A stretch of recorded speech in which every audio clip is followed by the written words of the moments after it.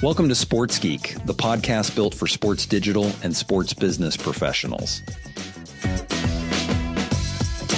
And now here's your host, who believes the subscribe button is the new high five, Sean Callanan.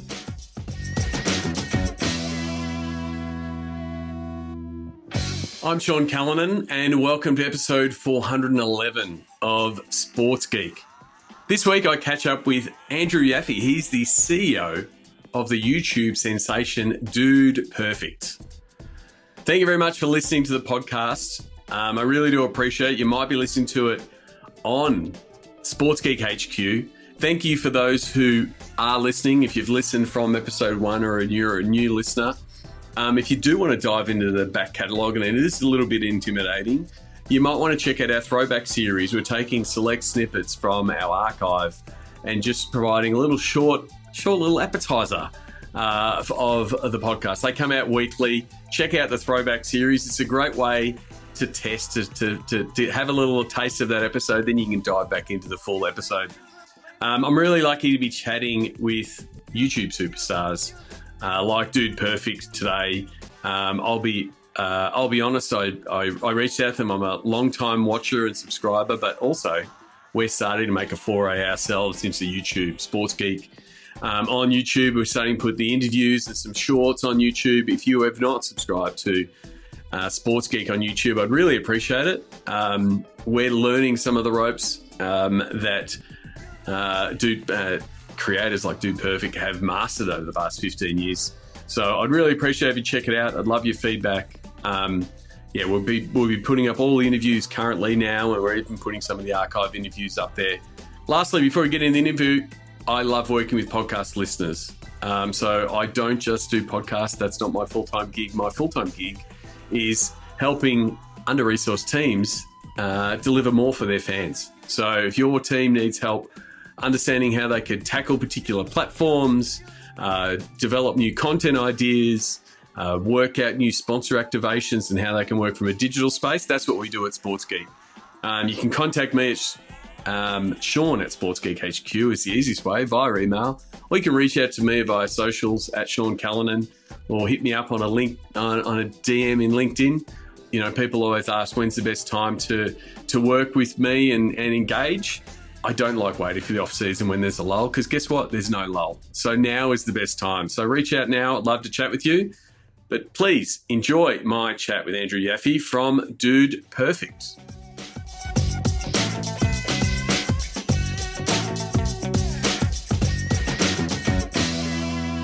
Very happy to welcome Andrew Yaffe. He's the CEO of Dude Perfect. You can find them on every social channel, but mainly on YouTube is where I subscribe to them. Andrew, welcome to the podcast. Thanks so much for having me, Sean. Not a problem at all. I always ask people at the start of my interviews how they got their start in the world of sports. What about yourself? What was your first foray into the world of sports business?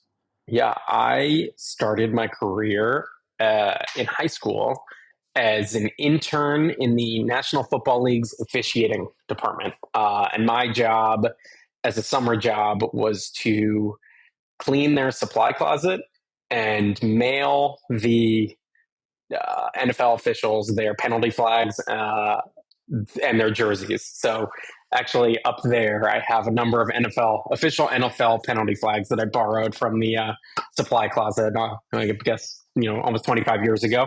But I started there, graduated from that. They hired me to be an NFL game observer, where I was paid, I think it was $50 a game and a couple of slices of pizza to watch football from NFL headquarters, and probably the best job I have ever had or will ever have. And so, I mean, was that a lot of people who are come on the podcast go, hey, I wanted to be in sports, wanted to work it in some way. Obviously, taking an intern role and being a game observer is a long way from where you currently are. What were some of the key steps to get some of those roles that you were seeking? Yeah, it was not intentional. I always loved sports. I always wanted to work in sports. I didn't really know what that meant. Experiences like that made me realize there's a whole infrastructure and league office and opportunities beyond what you see on TV. So went to Duke for college and started in the sports journalism path. Worked at the Duke Chronicle. I actually have a exhibit of it behind me, as a sports writer and columnist, and then was the managing editor of the paper. So I explored that angle, ended up in a more traditional business role during the recession as a management consultant, but did one project there for one of the leagues, and it kind of refreshed my excitement and passion around sports business as a category. And so I actually took a couple of weeks off from that job and applied to more than 50 sports business jobs. Every job I could find, I met with anyone I could find at the company or the league or the team. Found any job on any website I could find, applied for more than 50 of them, as I said, and ended up at that time at the National Basketball Association in the team marketing and business operations group. And I had been doing data analytics and things of that sort before. And so they staffed me on ticket pricing and ticket sales analytics, as well as sponsorship analytics. And this was before the leagues or teams are really doing that in earnest. And so a few of us kind of got to cook up what we thought that should look like, and do some of the very early analysis around how to better price tickets. And learned a ton in my time there. And it really set me on the path to say there's a real career in sports business. And it's taken many circuitous stops since then across a variety of roles and a variety of locations and functions. But it all started with that kind of desire to work at the behind the scenes in really what makes a league tick. I'd have to go back and look at my stats, but I think I've had a fair few Teambo, the Team Marketing Business Operations alumni on the podcast, and it seems like it is because there's so many different facets to what that offers the clubs and the league. You do get a good feel for, hey, here's all the different parts in the behind the scenes of the NBA. Do you think that it's sort of like doing a little bit of a master's of sort of trying to understand a bit of the sports business? I think Teambo is an amazing training ground. It's a collection of just incredibly bright and ambitious people with expertise in different areas. And so the amount you learn having lunch or going on road trips with account managers or other people in the group, you're constantly soaking up knowledge. So I had a little bit to bring to the table when I started there with a knowledge of how to think about analytics and how to do data work. But the amount I learned about sponsorship and how to actually sell tickets and how to think about marketing a team and social and digital from some of the best minds in each of those areas across sports was incredibly valuable. And so I think it's that cross-pollination of the different areas of expertise that really sets it apart and really gave me insight into the broadest possible sports business background, and really set me up well for everything I wanted to do going forward. And then looking over some of your roles in the NBA, you had a real strong a global focus and a global strategy focus in a number of your roles as you sort of worked your way up the chain at the NBA. What did that role entail, and what were some of the key projects that work from a global growth and a global strategy point of view? Yeah. So when after Teambo, I went to business school and then eventually came back to the league and worked on the strategy team. And we were responsible for both domestic and international strategy. But yes, for a league like the NBA, global growth was a critical part of it. Some of the things that group worked on included launching the Basketball Africa League and some of the earliest investments in and work on what that business plan would look like and what the operational plan would look like. But a lot of the other things, just because 80+% of the NBA's fan base is outside the US, everything that the NBA does is global. So we launched our esports league. We worked on our China strategy. I launched the Junior NBA, which is our youth basketball world championship that had teams from across the world come to Orlando to participate in the championship. We did a number of other things that touch not only domestic, but also our global fan base. My last project in that group was relaunching all of our digital assets, and so investing in the NBA's app and League Pass, which has a predominantly international audience. And so, really, while certain things were international specific, a lot of what we did was really just by definition global because of who the fan base is and who is going to use it.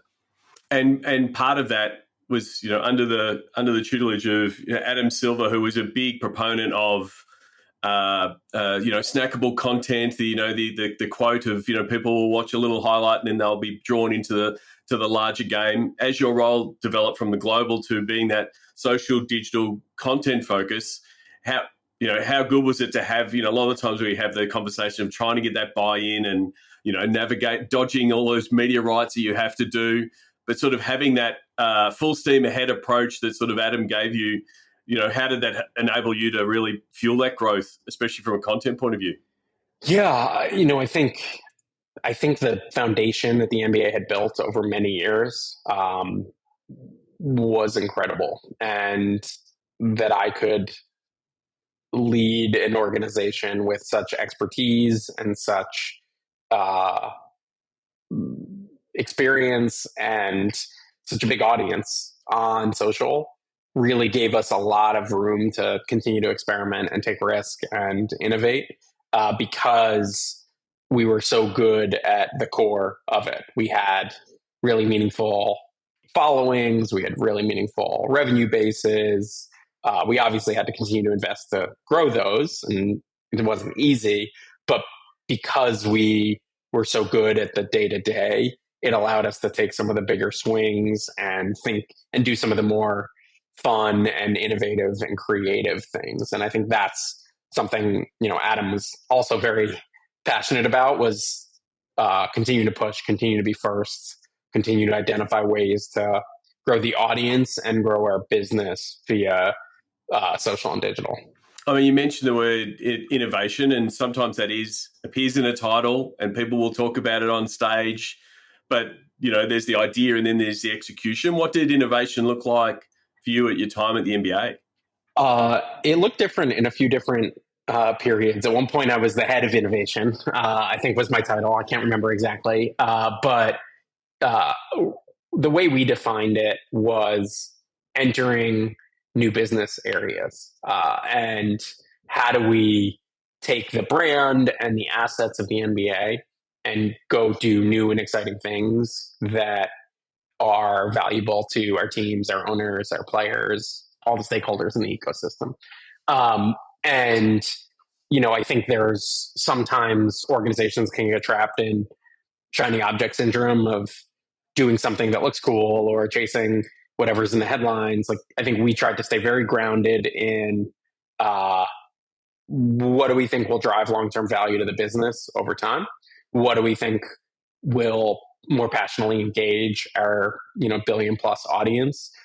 Doesn't mean we didn't make mistakes or we didn't have failures. Like, we were very comfortable that certain things would go wrong, and that was okay. Because if you're not, you're never gonna innovate.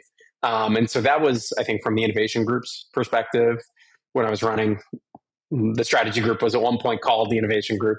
When I was doing that, how we approached it. And then, when I was running the content team, it wasn't dissimilar in that we were constantly trying to find new platforms, new formats, new collaborators to work with, new content concepts where we could innovate that, whether it was our existing partners or our audience or our media partners, wanted to work together in ways to ultimately make fans closer to the game.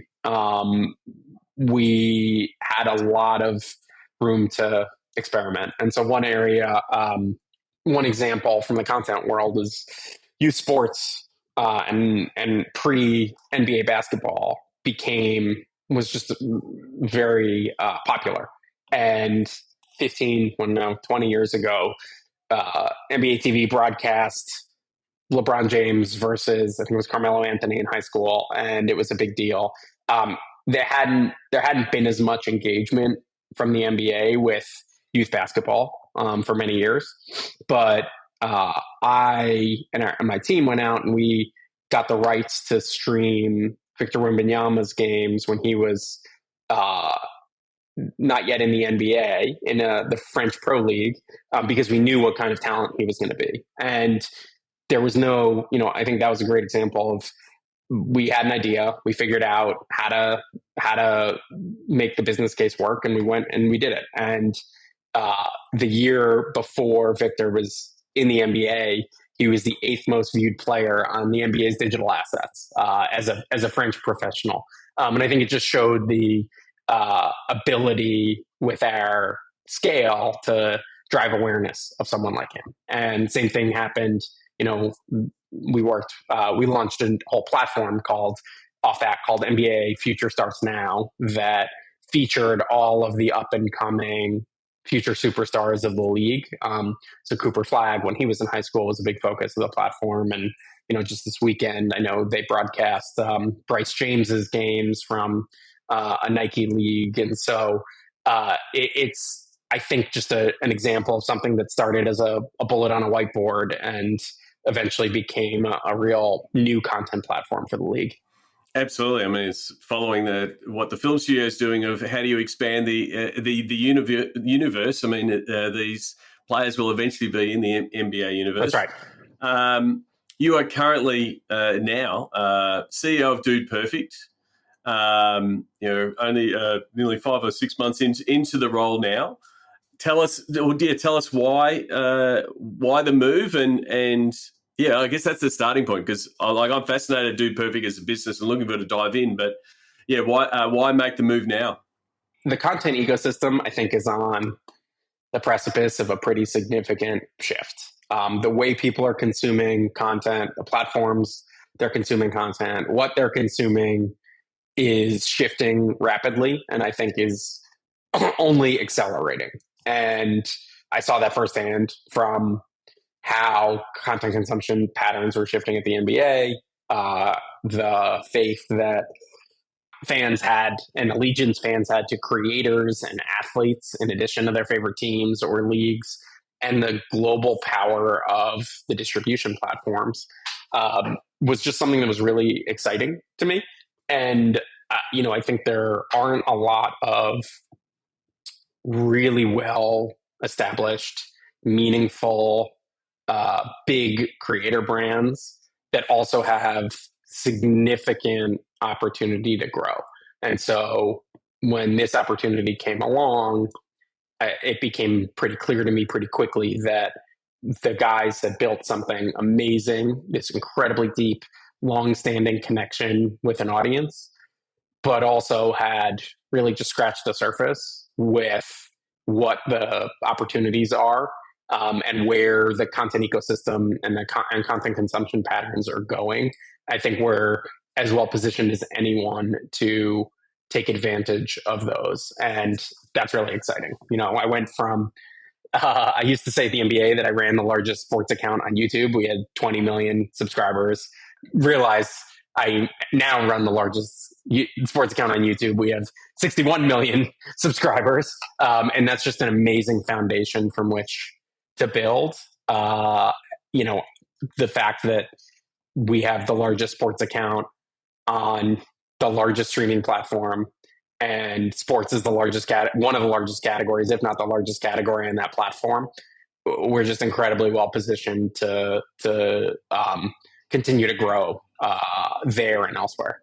I mean, yeah, completely agree on the shift, because considering, when you're at the NBA and both in the strategy team and the content team, it was, hey, we'll build our audience and we're competing with TV and other broadcasters. And, since that time, the creator economy, Dude Perfect, in, starting with simple trick shots and then just keep going, leveling that up on YouTube, like they're capturing just as much, if not more, of the attention that, the fans that the NBA and the NFL and other leagues are trying trying to chase down. So, I mean, they've done it, like you said, they've done an amazing job building a brand and building a fandom, again, what sports looks for. A lot of people like myself would know them from YouTube, but what are the other parts of the business? The guys, they're killer at making videos, and, you're not coming in there to say, hey, here's the next video, guys. What's your role looking at the business of Dude Perfect and some of the stuff that that business infrastructure behind the scenes? Yeah, the guys are creative experts who know their audience far better than I ever will. And so I know my limitations or where I'm supposed to spend my energy. A couple of things I think they've done an amazing job over the last several years, continuing to build the business beyond YouTube. I think phase one is, how do we identify other content opportunities that make sense for our talent and potentially other talent underneath the Dude Perfect umbrella? I think that's everything from new formats to new verticals.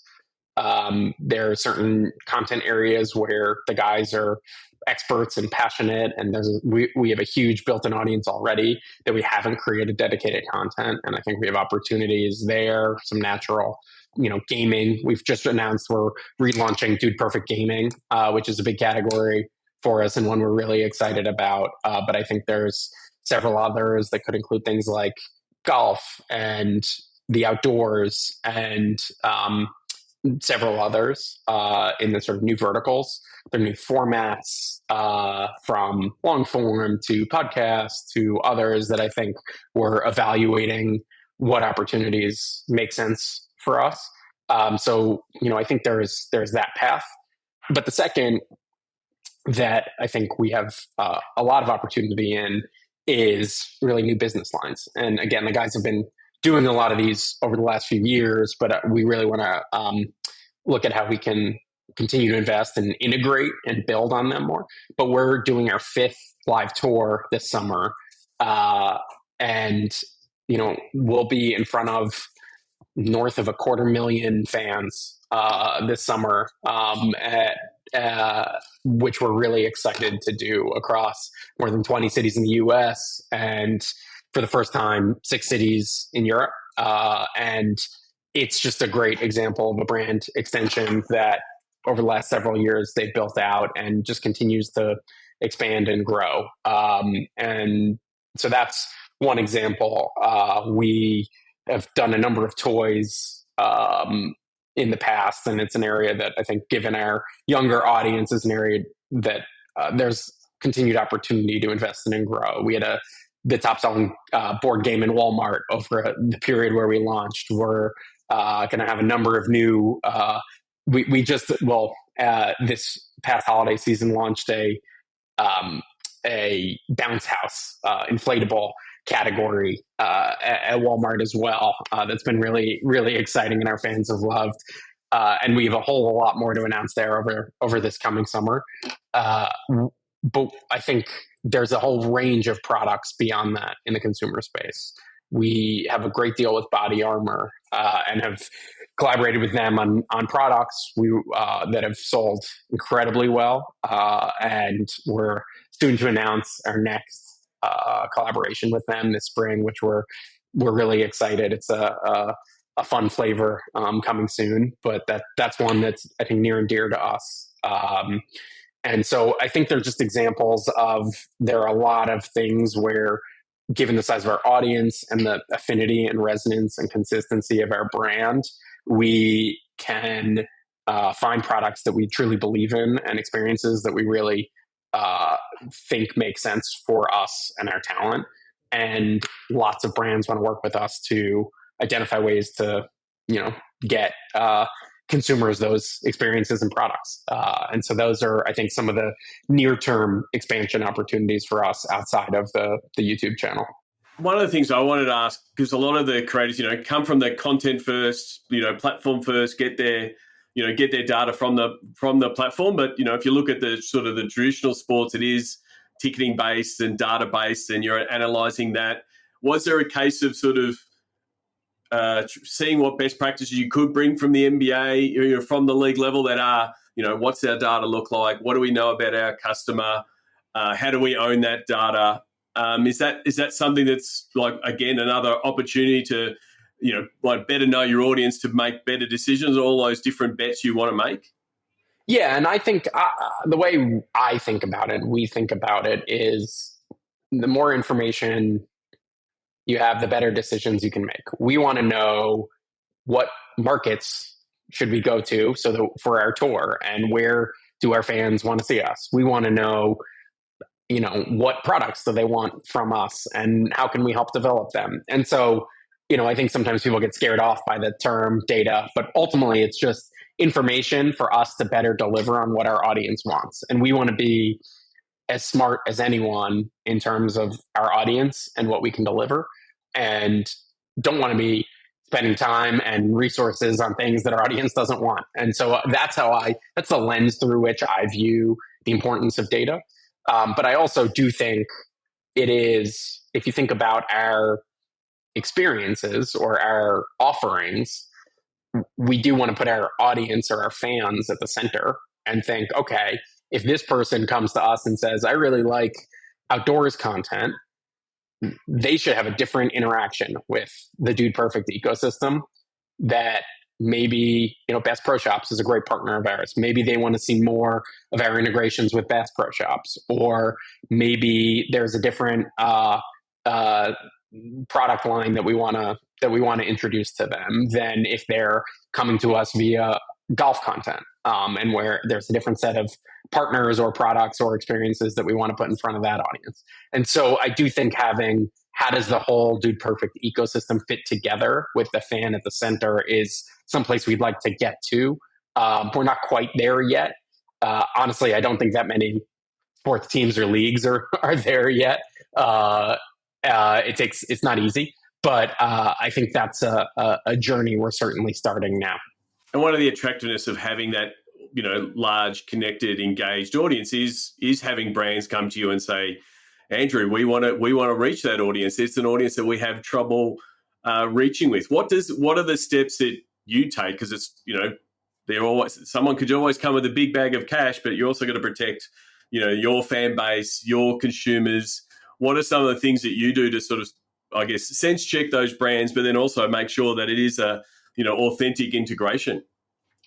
Yeah, I mean, we're fortunate in that we can be very selective in the brands that we work with, and they're all very authentic brands that we use, products that we use, food that we eat, and most of our deals start with love of the content and a relationship. We have a very high value audience. 70% of our audience is 34 and under.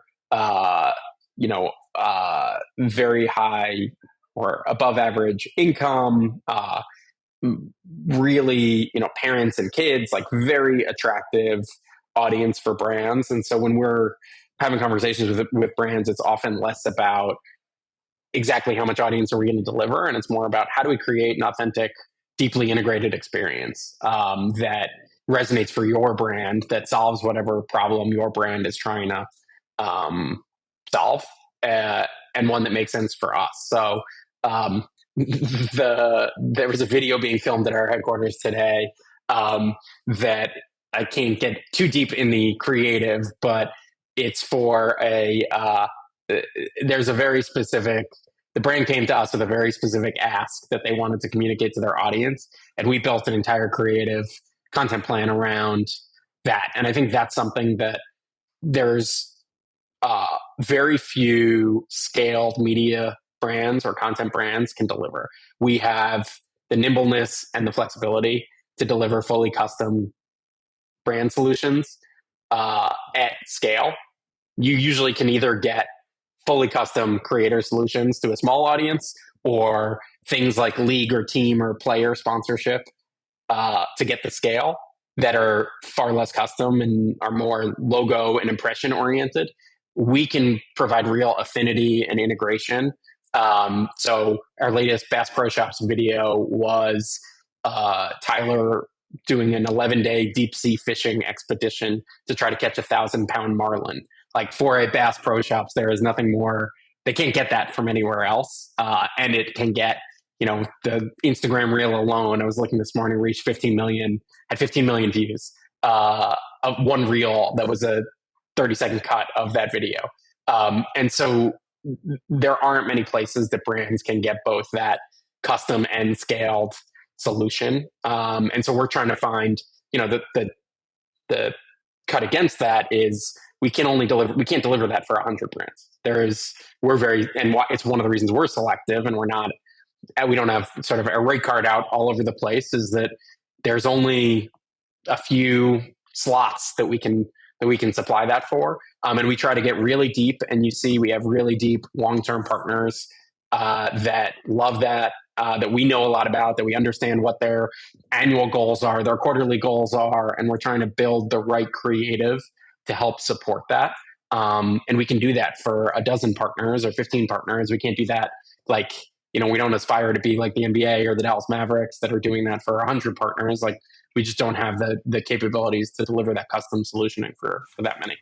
But one of the points you did say is that nimbleness, as much as, the NBA has its structure of the season and the tent poles of the All-Star and the playoff and the finals, you can't script that. You don't know who's going to be in there. You don't know if you're going to get access to those players. Right. If that player rolls an ankle the day before the shoot, then that whole shoot is gone. It must be good to have some of that freedom to go, we're going to ideate this idea, this concept and, shoot it. Obviously, you've got the limitation of you can only stretch the guys as doing so many things, but at least you can say, we can lock those guys in for this day to be in this place. Yeah, I got a Steph Curry jersey behind me.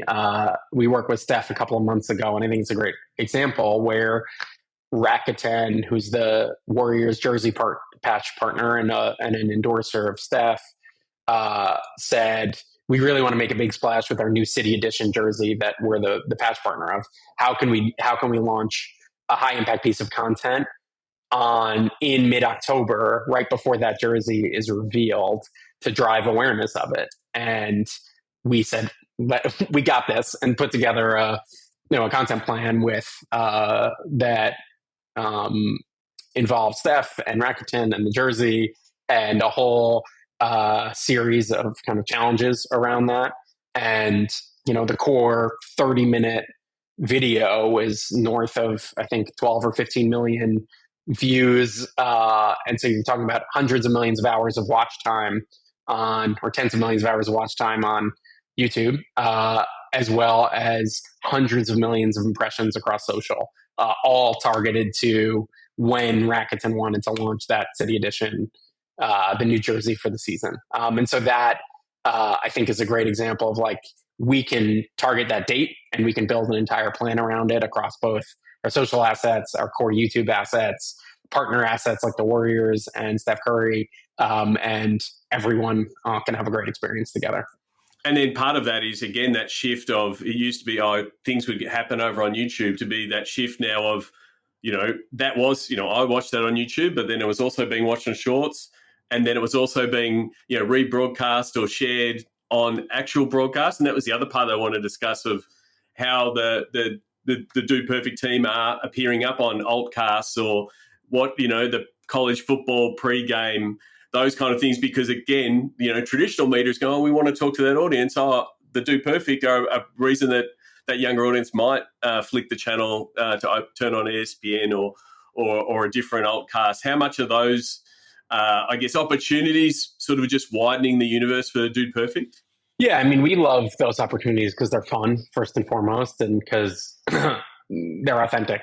We're all big sports fans, and we wouldn't do this if we weren't. And so being, the guys getting to be on College Game Day or be on Monday Night Countdown. One of my favorite bits we did was we set the world record for longest hot dog toss into a bun, and Jason Kelsey caught that from Tyler on Monday Night Countdown.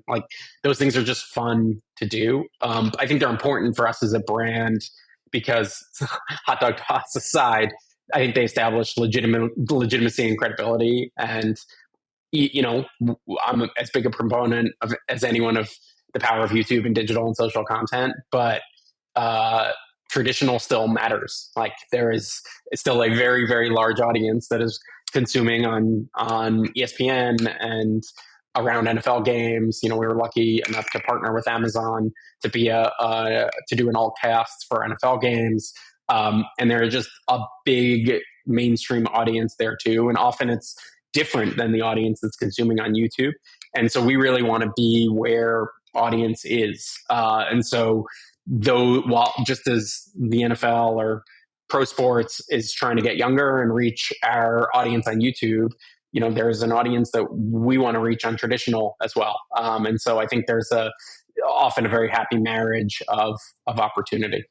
And is it a case, they talk about in the TV game about, getting reps, like being on live TV and being on studio shows and being on pre-games is very different beast to being in the, Do Perfect headquarters and doing trick shots. Is it about the guys, I guess, learning how to hit those marks?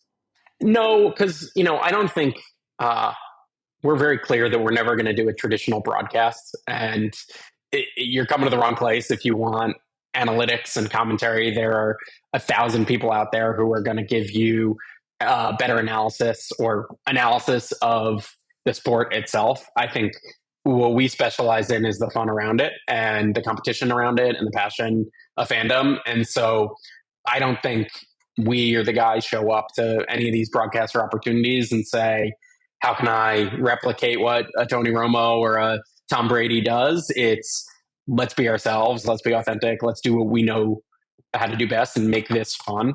I talked to lots and lots of league executives of leagues of all sizes, and ultimately they come to us because they want to reach younger fans and they want their sport to be perceived as fun. And I think we know how to bring fun to these things. And so that's what we try to do. So I don't think it is about us, getting reps or training to do the next thing. It's really, let's figure out how, our own spin on whatever it is that we're doing at that given time.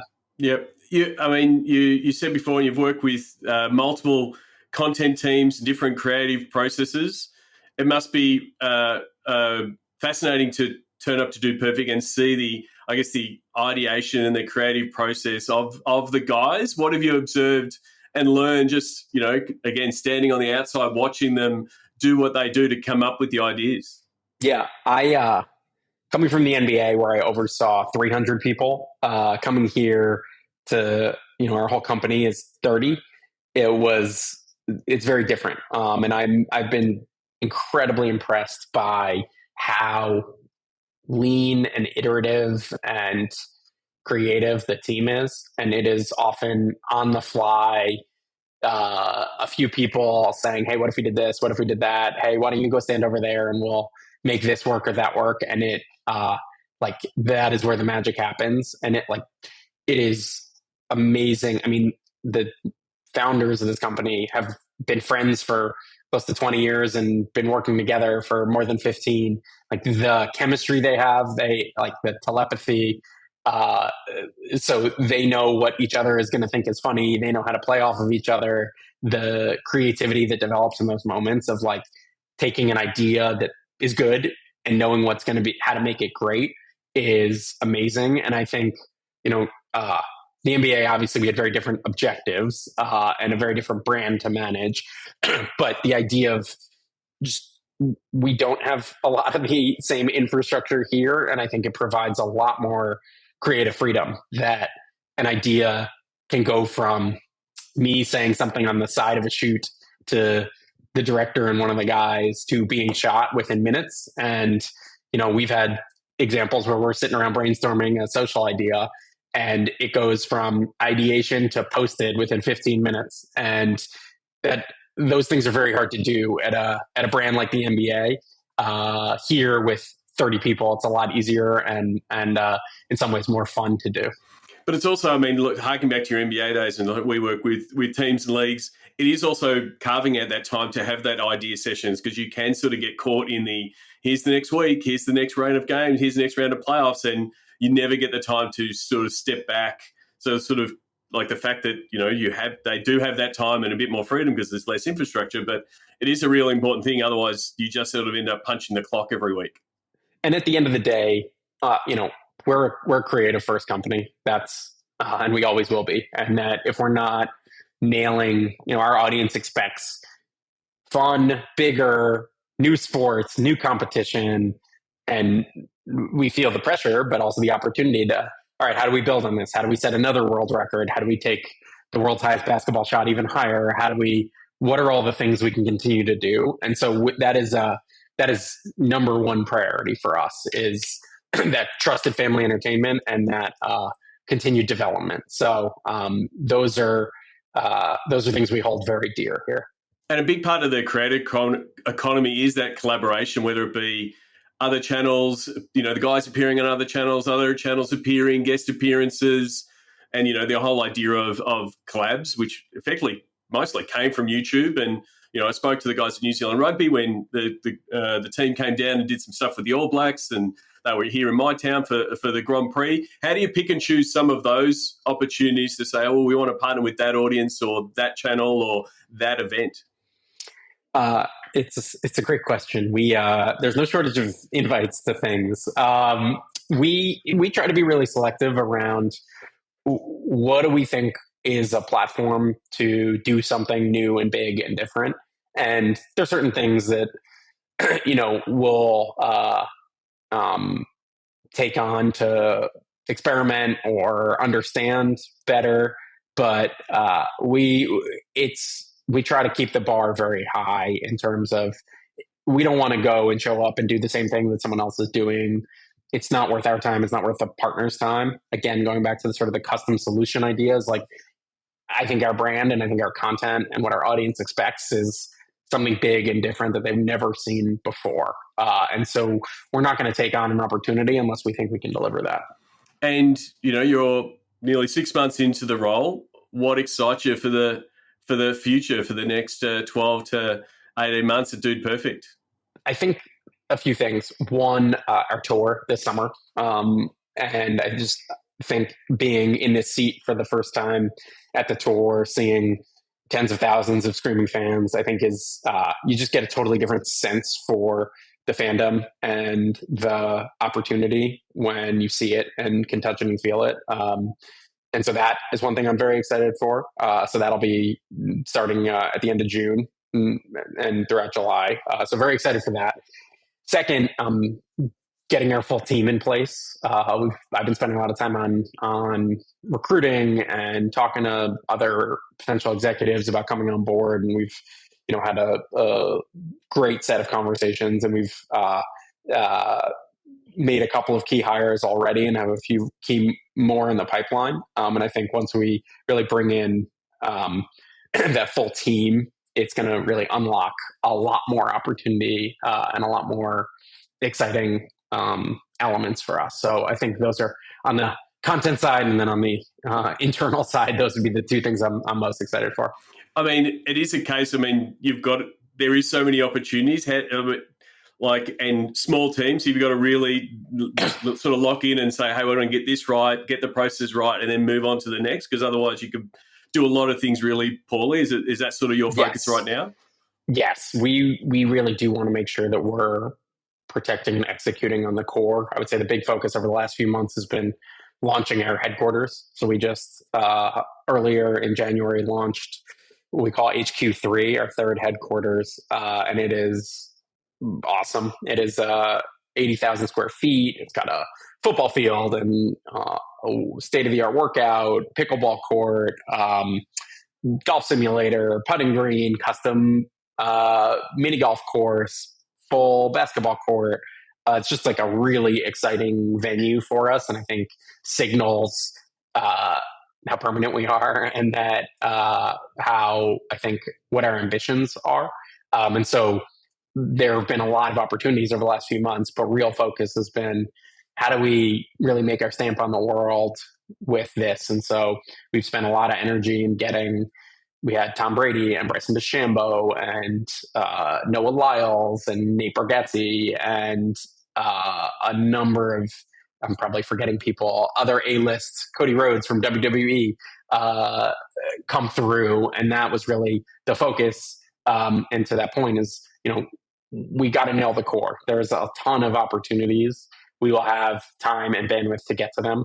But if we don't take care of the brand and take care of the content and really why we have so much love and affinity from our audience, we need to nail that. And so that's priority 1, 2, and 3 right now.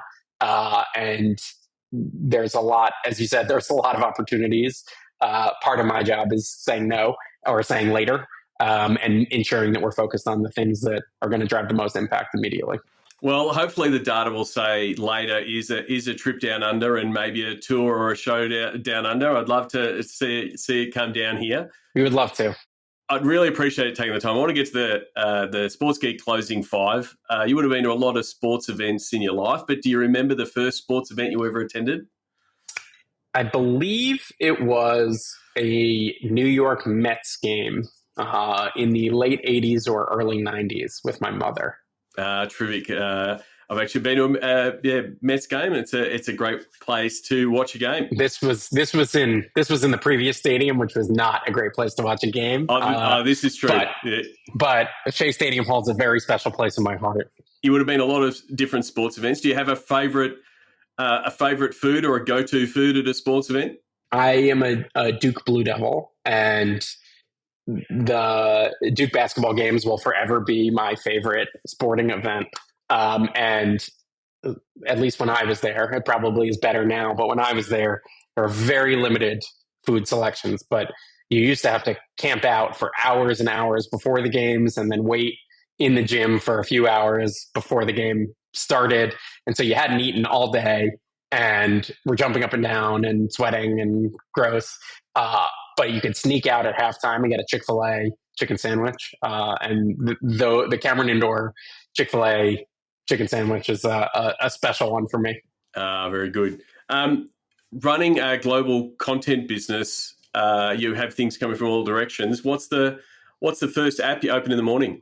I would say my email. I don't know if that's the wrong answer. I think a lot of mental health gurus would tell me that's the wrong answer, but I do open and see if anything's broken, if there's anything we need to deal with urgently. So yeah, it's hard to get past email in the morning. There is a few guests that do that. That pause. Oh, should I say it? Should I say it? Oh, yeah, it is. It's email. It's fine. I appreciate your honesty. I meditate. I open my meditation app and spend 10 minutes listening, but I don't. Exactly. Is there someone that you follow, and it might be someone in the creator space or a colleague that you've followed for a long while that the listeners should follow, and why? Let's see. There's a number of people. One who I think that's really interesting and a little bit offbeat. There's a woman named Casey Lewis who writes a newsletter around what Gen Z is consuming on social. And I think it isn't always the most directly applicable for us, but I think just given our audience, it's really helpful to stay on top of trends and understand a different perspective, and is a little bit outside the traditional sports business lane. And so I think that's a really helpful one for me. And lastly, I always ask this question personally, and then also from the brand, so from a dude point of view, but what social media platform is your MVP?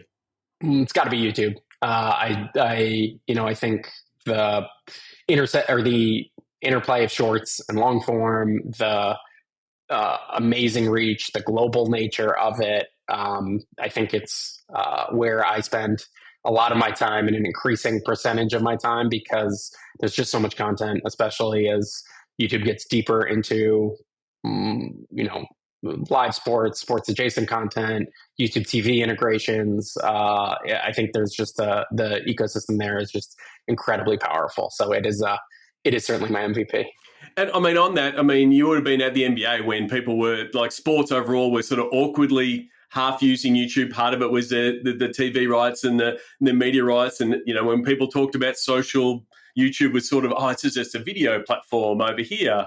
But it, obviously it has accelerated, and sort of that we're seeing that shift of more sports putting more content on there, sort of following the creators in. Is that sort of how you sort of see YouTube, especially in the last 8 years or so, just really take off? Yeah, I mean, I think a lot of the other platforms have experimented with live or long form content. No one else has really done it successfully or well. And if you look at how sports fans like to consume, they want short form, long form, and live. And YouTube is the only one that can deliver all of that in a really integrated way. And I think YouTube has done an amazing job of penetrating the living room experience. More than half of all YouTube content is now consumed on the big screen. And I think it just creates, for a long time, YouTube content has been really premium. I think people are finally starting to catch up with the perception that it's not cat videos. It's not, kids in their basements. There's real premium TV worthy content of 25, 30 minutes, an hour that people want to watch in a lean back way on their living room. And I think there aren't really, the other platforms don't have all of those different elements at the same place.